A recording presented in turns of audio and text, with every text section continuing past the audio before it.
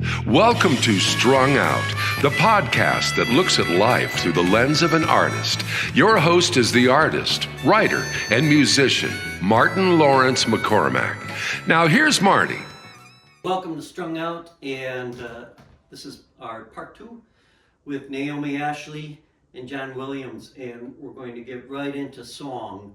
So what song do you have? This one's called Seeds of Doubt. Seeds of Doubt.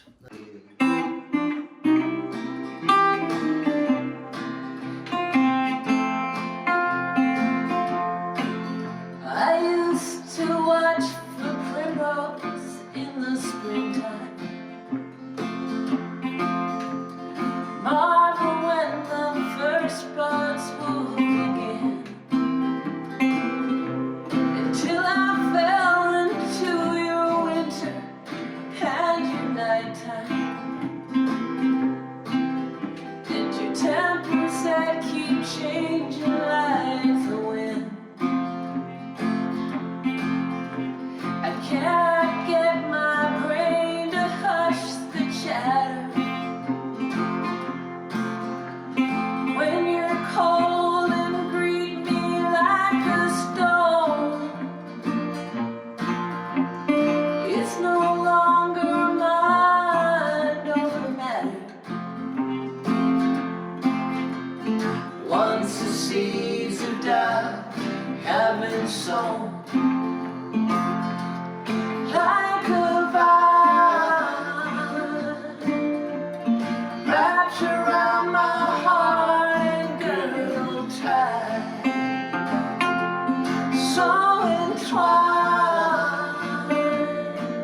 my better nature cannot reach the light. I know that it might look like I'm a coward, but I have this tiger by the tail. If I let go, I'll surely be devoured.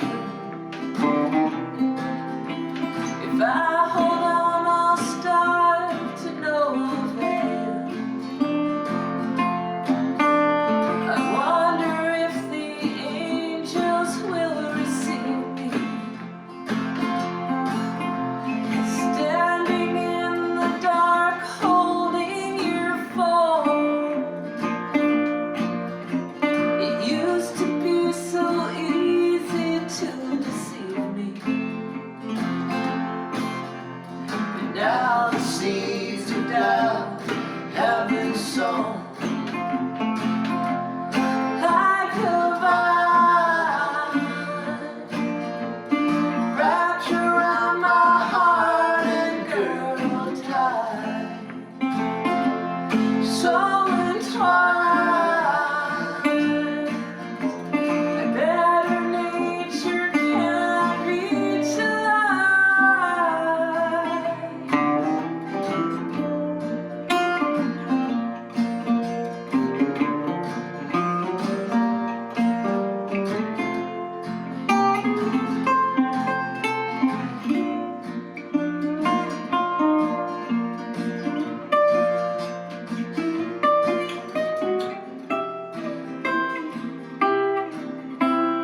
I've worked it out so nothing can surprise me. I traded down to not be made a fool. If you saw me now, you would not recognize me. A dull and dusty rock made from a jewel,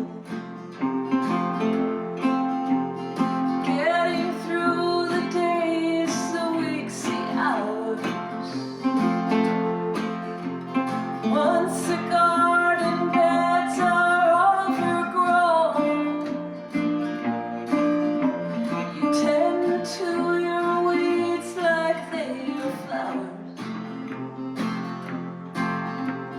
When the seeds of doubt have been sown, when the seeds of doubt have been a song.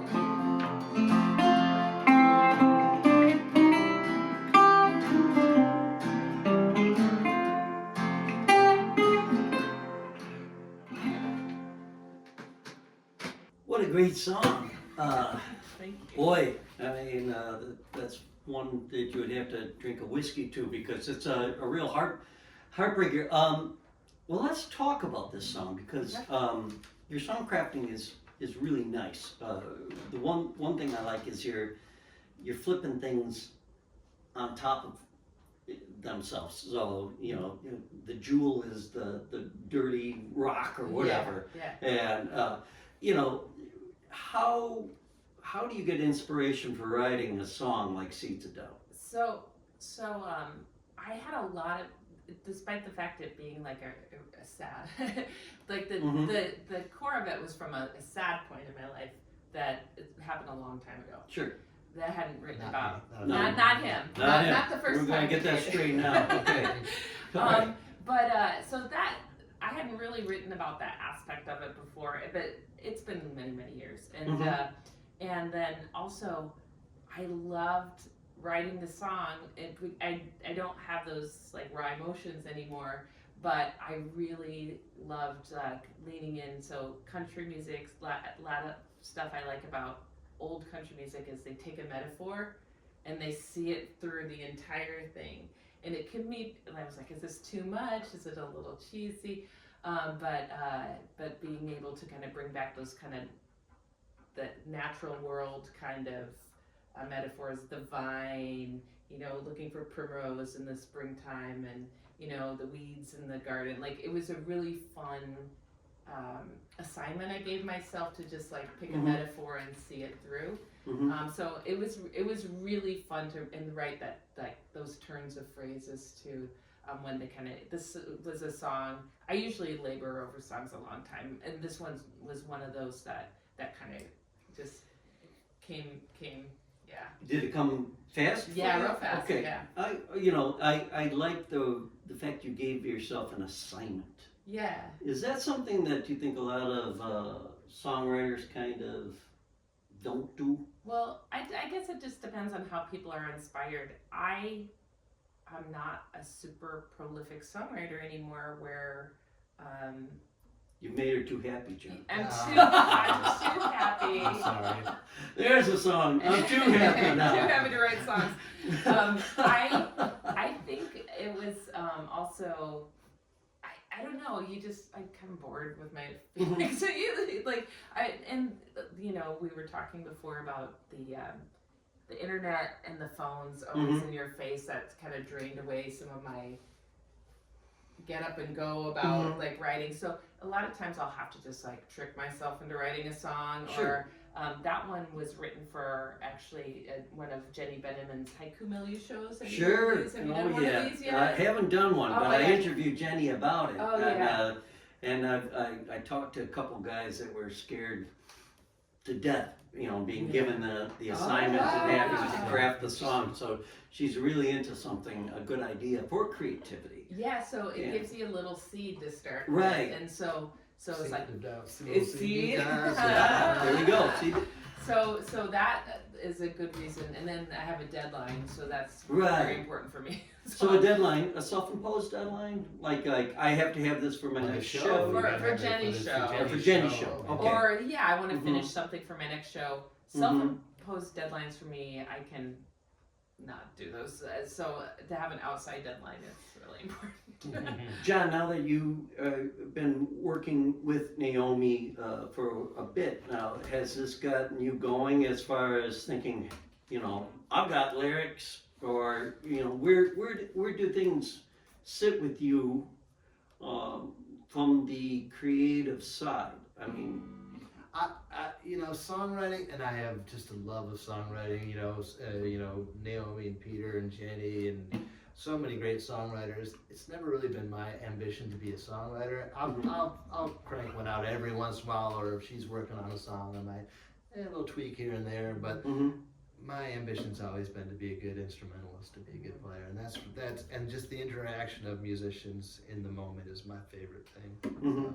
Have you found that though changing maybe a little bit as you guys work together? I mean, have you, you know, as a partnership, as a duo, over time, it seems like, you know, we you know, they, you know, saying about couples, they start resembling each other.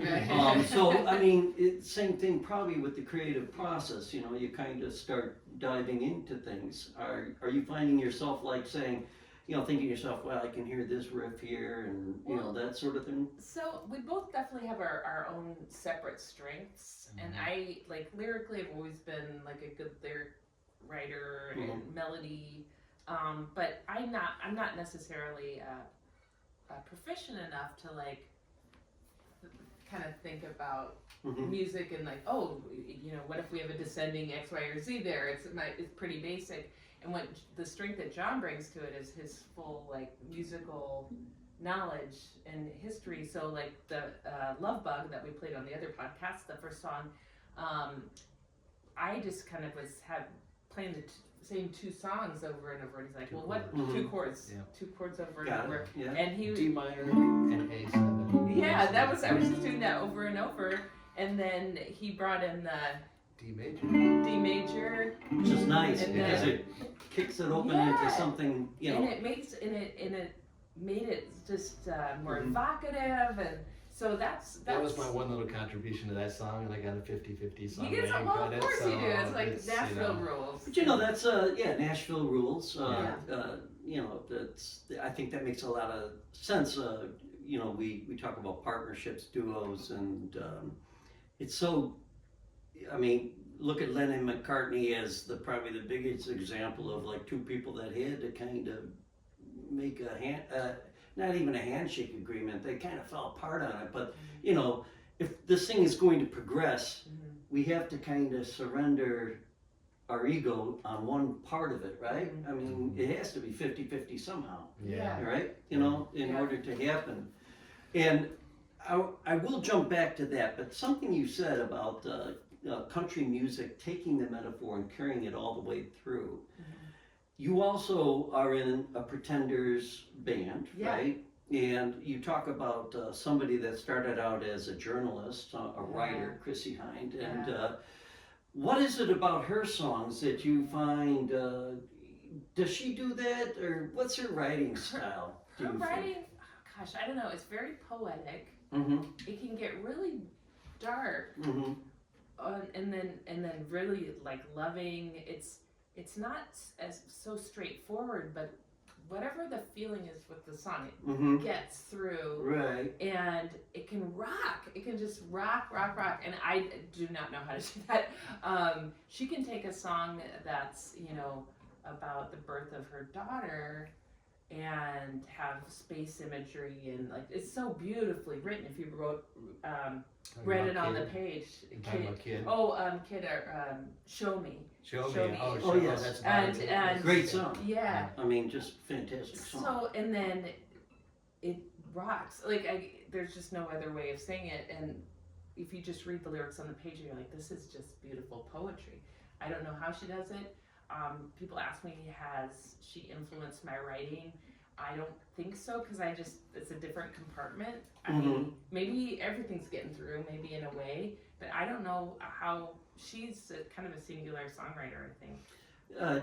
And an unusual songwriter in a lot of ways. I think you're right about poetry, but then also kind of the journalist comes through, like Ohio. Oh yeah, you know? That's right. I mean, you know, you could look at that and you could probably turn that into a neat little, you know, editorial about the farms of Ohio and you know, everything being turned into shopping malls.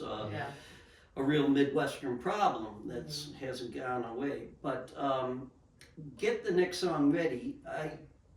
The one thing that's interesting with the Pretenders is you say they're able to rock it out. They're very simple though in their band setup, aren't they? I mean, the way the orchestration, the arrangements themselves lend a certain punch to everything that they do. I mean, I think like Chain Gang and Production-wise, they generally don't go too far beyond a rock and roll band. A couple Right. of guitars, bass, and drums, and that's their sound. right. Yeah. I mean, could you ever hear? Do you ever think Chrissy Hine could ever write like in the country style?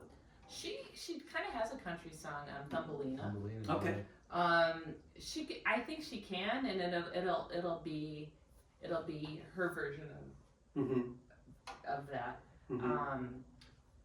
I don't know, but she's still rocking. Have you heard her latest record? And she's kind of that like late '70s London punk rock and roll scene. Right. So She's that's become- gonna. that's really kind of her base, and then she goes out from there, you know. And Yeah. does Right. like, Right. Yeah.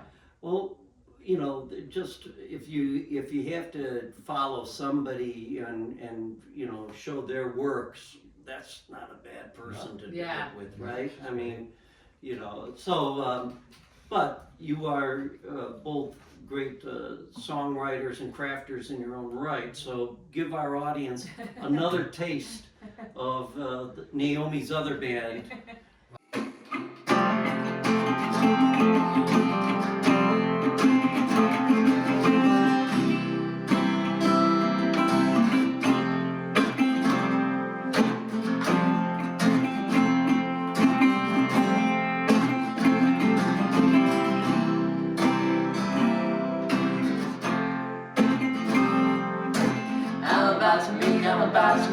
I'm about to make the same mistake, same mistake.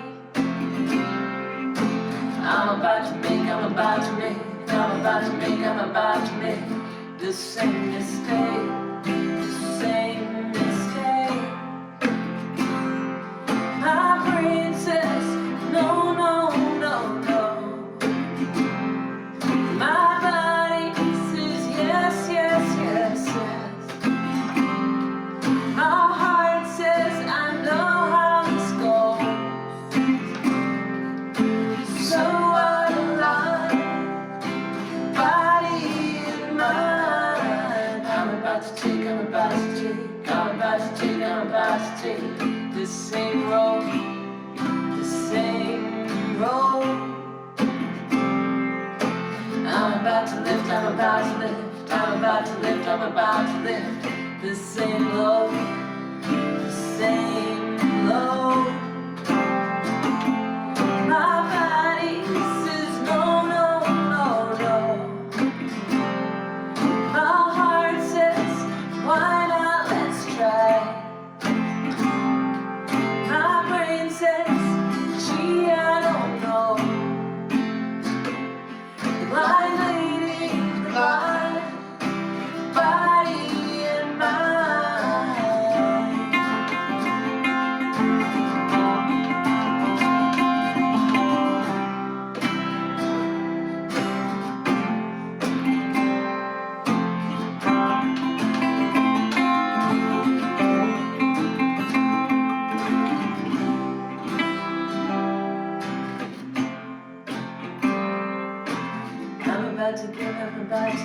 I'm about to give too much away, too much away. I'm about to give all of my pain, all I've been paid.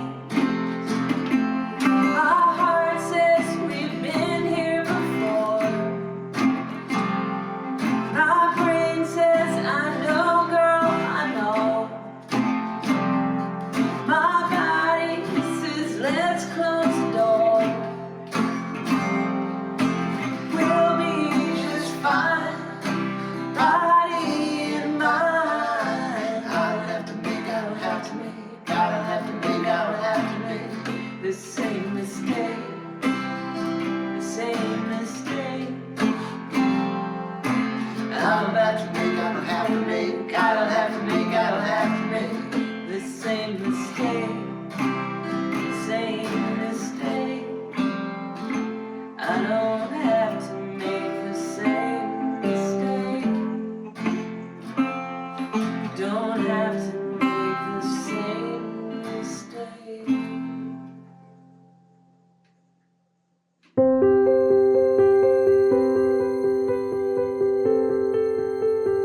Hello, subscribers, and welcome to Inside Views of Marty Fine Art, where people are talking about their collected works by artist Martin L. McCormack, like this plein air watercolor titled River Bower, Donegal, Ireland, recently purchased by Cindy Roby.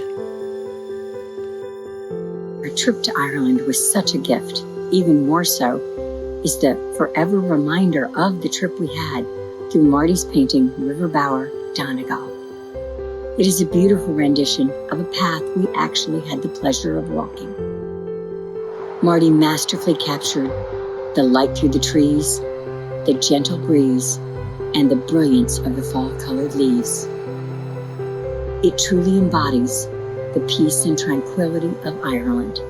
We will remember it always, along with the friendships made and the memories that this unforgettable painting inspires. Thank you for supporting Marty Fine Art, Cindy. Additional originals and prints and merchandise of all of Marty's art can be purchased at martinmccormack.com.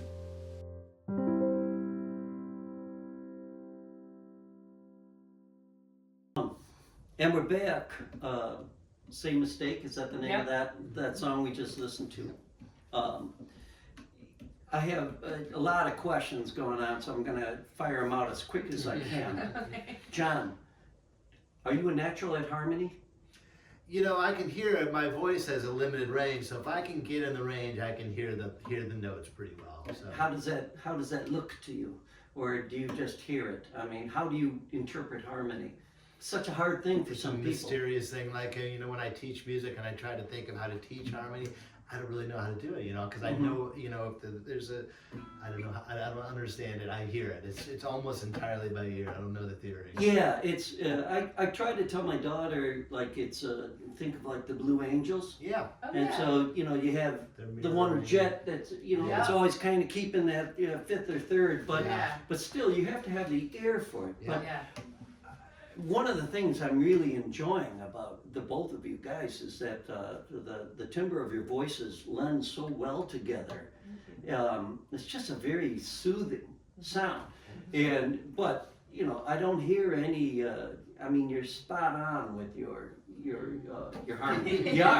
You know, which is it's so important, I think, obviously, when you're playing live, you know, though I do like my occasional Mexican band where the lead singer is just a little bit off key, because I think that makes it even more interesting. But when you guys are setting up a song like that, Sing Mistake, what goes into it? And I'm not going to talk about the songwriting, but I'm going to talk about the rehearsal or the pulling together of these elements. I know you've been at it for a while, but set it up for a novice, somebody that's just coming into this and saying, I want to be like those guys. Yeah. I would. She had this one done just before we started dating, and that melody, da, da, da, da, da, da, and I heard that and I immediately wanted to go right along with that harmony-wise. It just kind of came with me. And then even like the guitar part is kind of, it's kind of mirroring that little melody, and yeah, that kind of struck me right away when I heard her do this song. Yeah, and when we recorded it, so we recorded it with I played electric, so there's definitely a different kind of like drive and strum, and less is more on the electric. I can almost hear like a Rosie Flores or like a Linda Ronstadt, cool, like a little Spanish guitar treatment. Oh yeah, that's cool. That would be fun. Too, Because there is that, you know, it has that dance to it. When you guys make decisions like that, is it trial and error, or is it like, do you guys like say, okay, you know, we got a show Tuesday, here's this song, you know, how do you guys do it? We kind of have we have a similar taste in what we think sounds good. Production-wise, when we're working together, we always we have the same. We like kind of the same tunes. We have the same sounds. Yeah. And it's just the tools that we have in our toolbox, the musicians that we pull, you know, in, and the instruments that we play, and you know. Do you ever run a song out that's not finished? There'll be times when she's singing lyrics that are not going to survive to the end. Or I love it. That sometimes there's one song that I get real perfectionist, especially about lyrics. And I was like, I don't know the right thing for here. So we played the song a lot for me, just like that one section. I was just like I just sang nothing and for a long time, and nobody noticed. Why is that important to do it in front of an audience rather than doing it in your living room? For me, I just kind of need that extra bit. Sometimes playing in front of an audience, you have it's not pressure, but it's being in the moment instead of in your head. And I think things get worked out that way a lot of times. You trying to sit with it and trying to like figure out how is this arrangement going to go. We usually find the arrangements in the band. There's a few like decisions we make, and at a we rehearsal. play together, and everybody, you get with good musicians, and they find what's going to work well for the song. Yeah. So walk me through like a rehearsal of Naomi's other band. Are you guys like? It sounds to me like you guys might be even finishing each other's sentences when it comes to directions. Then, are you guys bringing then a piece that you've written out the lyrics, you've honed things down to some degree? I mean, the stuff like getting lyrics under your belt doesn't necessarily require the other, nor do you want them. There's something a little territorial about somebody saying, well, Naomi, why don't you use this, Yes. But so rarely happens with the musician. Like she'll send us a demo of the song, we get together and play it, and almost always is like, oh yeah, that's great, because the guys that we play with now are the people that we like the way they play, and it's rarely any like, oh, I want to do it this way, no, I want to do it that way. Almost never, really. There'll be once in a while like let's figure out an intro for this song, or maybe so there's a little bit of that, but a lot of times those little details, like how you start, how you end, those kind of make the arrangement. But what kind of tricks are there that somebody that wants to get out and perform live? It's such a different thing. Even from like playing for a couple people. But what are some of the tricks, musically speaking, with your instruments, that sort of thing that you can divulge? Do you have anything? I mean, to me, I like to think of live, I need to be, not just be able to play it, like I need to be 50% better than to go on the stage, because it's just a little harder when you can't stop, you can't slow down, you got to keep going. So I gotta, before I take anything on stage, it's got to be totally in my back pocket. In your back pocket, right. And be able to play it with the metronome. That's another good trick. If you can, because you got to keep going when the metronome's going. You can't stop, you can't slow down.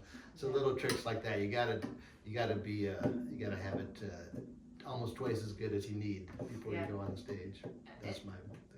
Yeah, and I also think as a live performance, for me, just to always remind yourself like I'm here right now, as opposed to like wanting some sort of feedback from the audience, or so I find myself like, I find myself drifting off. Have you ever been on stage and you're like, I don't know what verse this is because I've been daydreaming? Like if you've been driving, you're like, how did I get here? So that could be bad. Sure. And then I just kind of remind myself, and sometimes mistakes help you bring you back into that moment. So just don't be afraid of the mistakes, and also just kind of remind yourself like, oh, I'm here, so in this moment I don't want anything. And then it helps me listen to the other musicians. Like listening to the other musicians is important. Do you feel a good audience is an audience that appreciates a mistake every so often? Yeah. A good train wreck? Yeah. Good train wreck. I wonder when they know, because any musicians had this experience where you play a show and you're like, that was bad, and you walk off the stage and the first thing somebody says to you is, that was the best thing I've ever heard, right. Completely different experience than you had. So okay, it's kind of interesting. Just keep your mouth shut and say, oh sure, cool.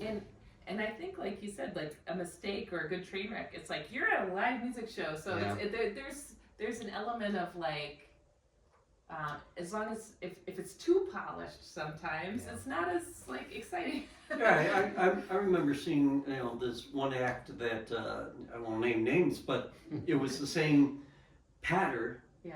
Every damn time, and it was just I thought, God, for somebody returning to this thing, it's not going to translate well into an experience, because you are creating an experience, which can never be duplicated again. I like what you guys are saying about the audience, and especially about the audience themselves having a transcendent experience than you do, you know. Yeah. And think of your next song, and while I ask you this, musicians, the performer is at a disadvantage, aren't they? In the sense of getting the full experience of a live show. To me, the music sounds best like on the stage amongst the musicians. Yeah. I love being out in front, Okay. hearing it come through the PA, but hearing what the bass player's doing and reacting in real time, and hearing the harmonies are meshing or not if you can't hear well. That's my favorite way to listen. You love it, okay. To listen to music is on stage with the other musicians. And what about you, Naomi? Well, yeah, I agree. I really love being on stage with the musicians, especially Naomi's with their band right now. Everybody's really listening to each other a lot, so songs will just take little departures, not wild, but everybody's kind of reacting into the moment for what's happening. So if somebody plays something a little harder, everybody's kind of reacting to that. Or if I sing something in a certain way, that gets reacted to. So that's really exciting. So I think another hint is like, get the sound on stage as good as possible. That's great advice. Yeah, because then you can have those moments. But if you're having trouble hearing, or you can only hear yourself, it's not as fun. No. And it might sound great out front, but yeah. It's, what the audience gets is never what's up organically live on stage. Right. Yeah. And like you're saying, it could be a wonderful experience, or it could be a nightmare, depending on how much, Some nights. how honest, the communication is, maybe. Between band members, because there's always, that one guy that's like, I can't hear anymore, my ears are kind of dull, I'm going to turn it up to 10. And then you're like, now it's, slowly building on stage. But these are little tricks of the trade with Naomi Ashley and John Williams, and we're going to enjoy another one of their songs, and then we're going to wrap up this podcast. It's really about the stagecraft and songcraft of these two individuals. What do you got? So we're going to do actually a cover of our friend Peter Joly, who's John plays in his band. He's beloved. He's a songwriter. He's very well respected in our community, and this is just one of my favorite songs. So we do it in our set a lot. What's it called? It's called Till They Go. Till They Go. You can go right, you can go wrong, you can get tired, go to sleep. You can go short, you can go long, you can haul off, send one deep. But wherever you are going, there is one thing you should know. You will never know how awful things can go till they go. So grab your baby, grab your money, grab your car keys, grab your weed. Feed your hunger, feed your heartache, feed your habits when you need. And keep on driving, keep on going, and keep on knowing what you know. You will never know how awful things can go till they go. Yeah, yeah, yeah, yeah, yeah, yeah, yeah, yeah, yeah, yeah, yeah, yeah. Search the caverns up inside you, search the taverns of your town. You're supposed to keep on searching till they finally lay down. Love your family, love your baby, love your country, love your car, love your brother, love your demons. They will show you who you are. Take your chances, take your sweet time, take your punches, then take a bow. 'Cause in the scheme of this great production, you're just a player anyhow. And keep on driving, keep on going, keep on going. Once you know, you will never know how awful things can go till they go. Yeah, yeah, yeah, yeah, yeah.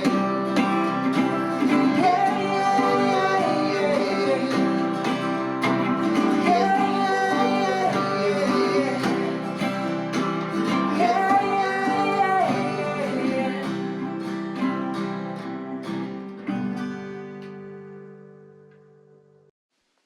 Hello, this is Polly Chase, presenting artwork by Martin McCormick. This painting, titled Dude, features a mountain range that holds a special place in Marty's heart.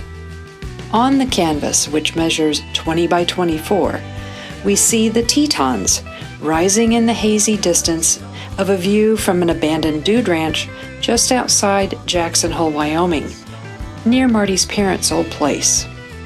The cool blues and violets of the background complement the buttery yellow foreground. These colors pass the viewer's attention back and forth along the horizontal plane, while the decaying Model T sinks into that scrubby landscape from which the majestic peaks punch upward along the vertical plane. It's a quiet yet very moving scene, both artistically and emotionally. It pulls the imagination into a human story waiting to be told, one witnessed by rock that is millions of years old. To explore this painting and more of Marty's artwork, go to martinmccormick.com.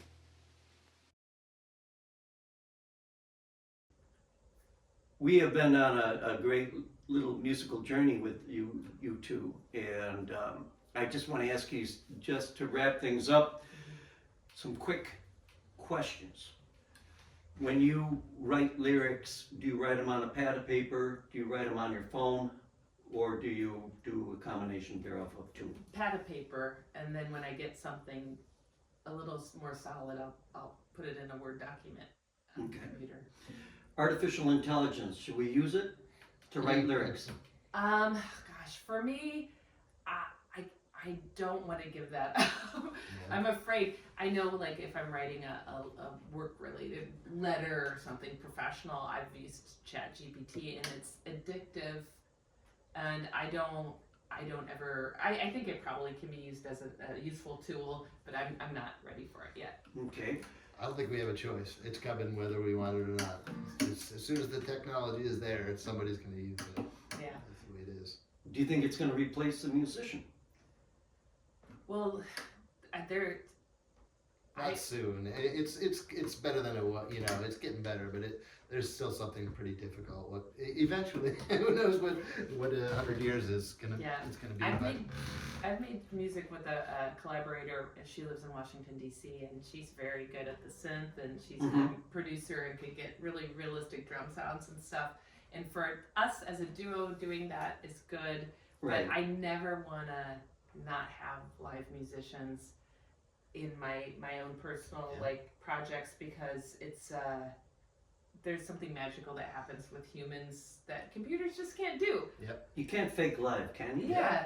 Make a little mistake Not and yet. everybody reacts, and it's Not yet. I mean, I know they right. tried to have like a hologram of Tupac Shakur or something, Yeah, but right. John, every day playing the guitar? You know, I practice every day, but lately it's been the piano. I don't know why. Tell them few how years. many hours you I keep practiced the track. piano last year. I keep track of on that chalkboard back there. I have Okay. little hash marks for an hour, and it was almost an hour a day for the last few years now. Was that your first instrument, or? Yeah, when I was, like a lot of kids, I took piano lessons Right. starting around age 7. Do you And, feel piano's the gateway instrument for being a good musician? It is kind of the bass line. Like every musician should play a little piano. There's something about seeing it in front of you and how the chords are constructed. Guitar is kind of an odd bird because you can get higher notes by going up the fretboard. You can get all higher notes by going across the strings. So it's kind of three-dimensional that way, where the piano is just laid out in front of you, you know.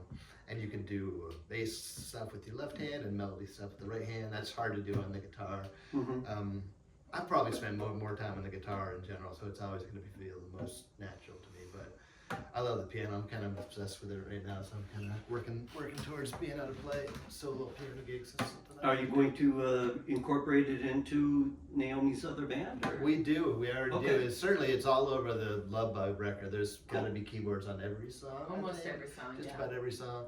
And we don't do it too much live just because of the gear aspect of bringing the Wurlitzer out. I'd love to bring the Wurlitzer out, but it's a little too much gear wise.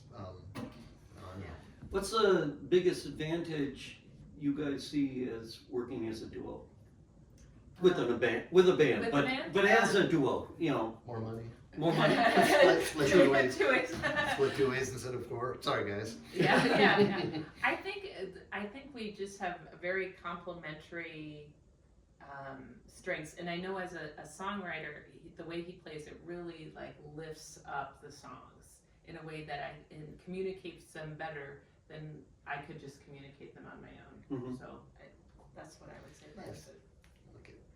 Where is the public going to see you in the next 3 months? Okay, so February, let's see, I wrote it down. February 27th, Knob's going to be at Friendly Tap. Okay. And that's also John's birthday, so there will be cake. Naomi's mother's birthday as well. Wow. Yes, yeah. Judy, if you're out there. I am playing a rare solo gig at the Maple Street Concerts. Oh, nice. And that's on March 22nd. And of course, Real Pretenders is every third Wednesday at Simon's. And now John has every third Saturday. He's at Roberts with the Mountaineers, and that's an excellent band. Except this month we're going to be out of town. Yeah, because we're going on a little national park trip this month. But we'll be back there on March, whatever the third Saturday of March is. And I also play second Fridays with a little string band. I play fiddle with Rick Sherry and Kip Rainey and a little kind of old 20s string band music. And we do second Fridays, also again not this month because we're out of town. So we'll be back. I'll be back on those 2 monthlies in March. When I come back to interview you guys in a year or two, is this going to be like the power duo of Chicago? Are people going to be saying? Yes, absolutely, You yes. know, yeah. We did give ourselves a celebrity couple name, which is Nay-J. Nate? We're a Berwyn celebrity couple. I like that. I think, you know, there's something to be said about it. I think you have to have humor about all this stuff. Watch out for Nay-J in 2025. Watch out for That's right. Yeah. Well, I want to thank you for inviting me into your space here and for giving such great advice and such beautiful music. You guys, even if you're not in Chicago, you can find these guys on Spotify, correct? Yep, Spotify. My website, naomiashley.com, has all the music, my music, and all the shows. And check out Berwyn Famous for all the local original music that we love, and including hers and Peter Joly's and all that stuff. So. I love that. Berwyn Famous on Spotify. They're curating this list. Definitely worth listening to because there's a plethora of talent. It's just coming out of the woodwork in this neck of the woods. Yep. So play us out, guys. Give us one. This one's called Here's to Us. Let's thank our lucky stars. Set the moon to Mars. Love is like the sun. It can't be lost or won. Disappointed hearts get limitless stars to brush off the dust.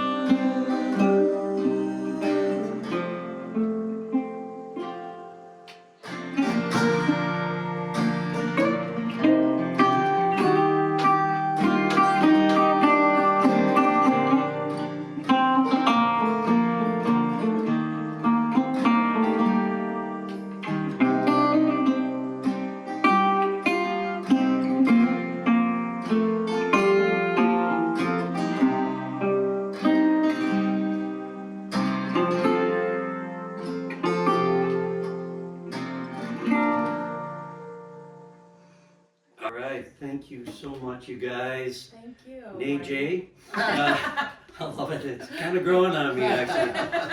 Hey, everybody, we'll see you again next week on Strung Out. Thank you for listening. For more information about this show or a transcript, visit martinmccormack.com. While there, sign up for our newsletter. See you next time on Strung Out.